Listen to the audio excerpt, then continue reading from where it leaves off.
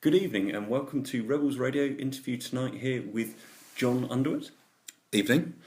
This is the period just on reflection from the huge victory at North Greenford and then looking forward to the big game of the weekend, Saturday, when Holloway's Park is graced with Royston Town's visit. So, first of all, John, looking back on Tuesday night, do you want to take us through the team selection?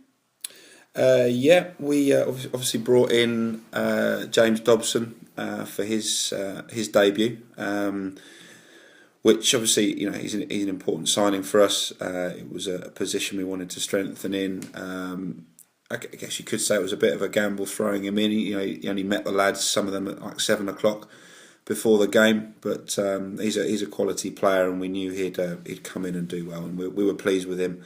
He worked ever so hard, so he came in on the left-hand side.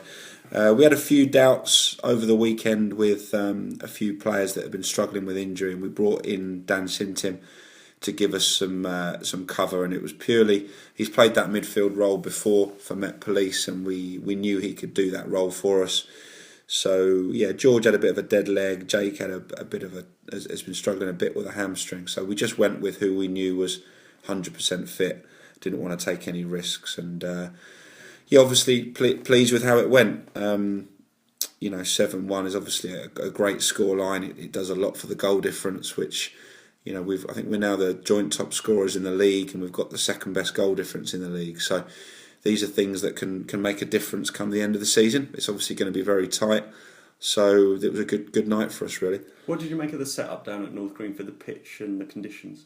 Yeah, the pitch wasn't bad. I mean, we've seen it. We've seen it a lot worse there, considering all the weather we've had. And I know they've had some games called off there, as everyone else has. It was probably better than we expected. No pitches are perfect at the minute, but yeah, certainly no complaints from that point of view. I think it was a pitch we were able to pass the ball on. We felt we didn't do that well enough first half, to be honest, but second half we played some good stuff, and obviously we're a lot more clinical second half than first. I mean, the first 5 minutes was quite clinical. It was a very fast start.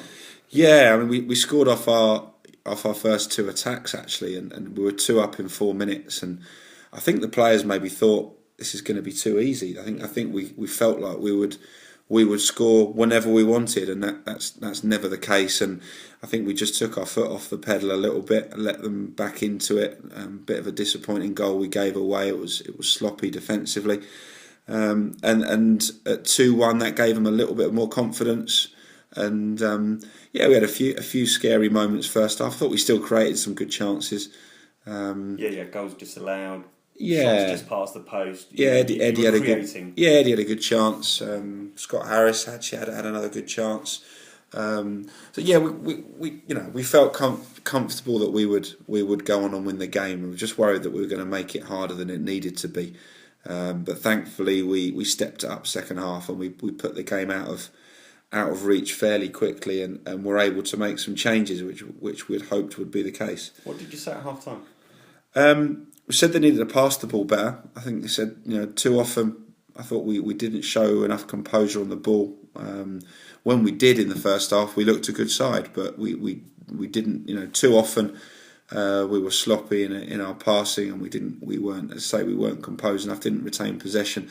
Didn't make it hard enough for them really. And but second half, second half we had a bit more about us. We attacked with a little bit more purpose, to be honest, and I think we knew we had to go and get the job done, and it's all about putting the ball in the back of the net, and we were able to do that with 2 fairly quick goals to go 4-1 up, and the game was really done at that point. Yeah, very strong performance from Scott Harris, grabbing a hat-trick and then obviously having a well-earned break. Was that pleasing?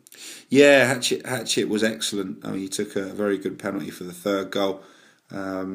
He's a good player. I mean, every forward we've had over the last few years in our sides, me and Bakes have found every forward that plays with Hatchett enjoys playing with him. He does a lot of the unseen stuff. He backs into defenders. He makes life difficult, and creates a lot of space for whoever he plays with. I know Eddie likes playing with him. I know the other lads like playing with him. So.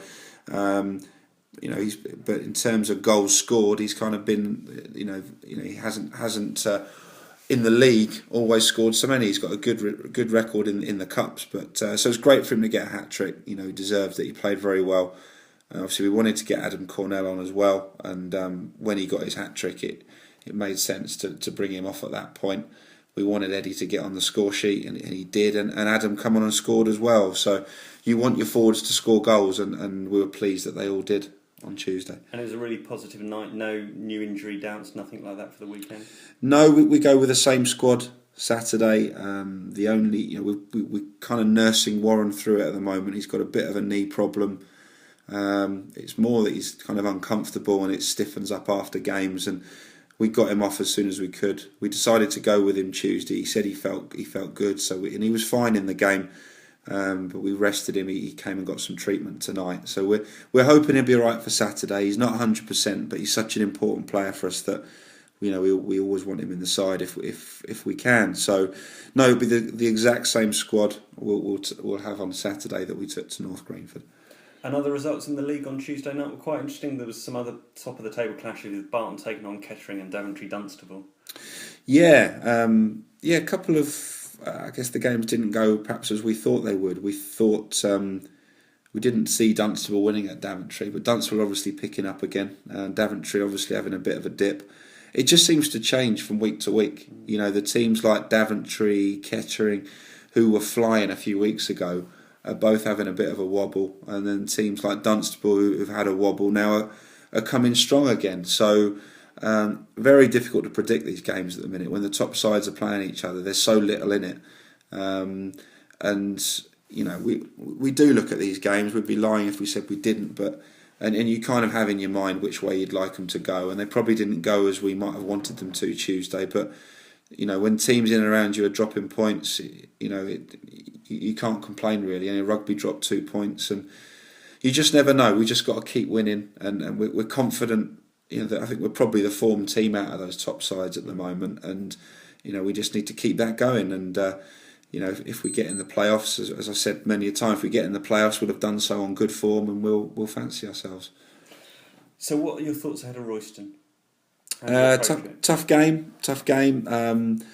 They've done well at home recently. They've not done well.